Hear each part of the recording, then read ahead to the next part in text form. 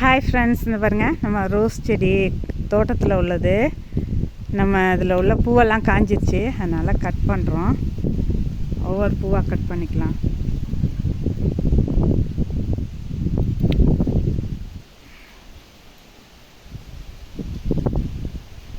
கொஞ்சம் கீழே இறக்கி நல்லா ஒரு அடி அளவுக்கு கீழே இறக்கி கட் பண்ணி விடணும். அப்போ தான் நல்லா துளுத்து அடுத்தது செட் கொடுக்கும். அதனால் நல்லா ஒரு அடி இறக்கி கட் பண்ணுறோம்.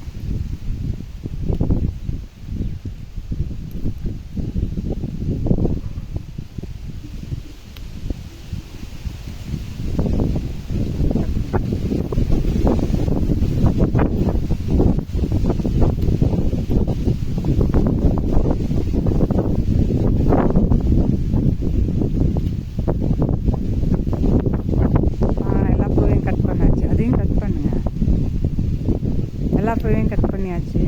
இந்த பாருங்கள், இங்கே ஒன்று இருக்குது, அதையும் கட்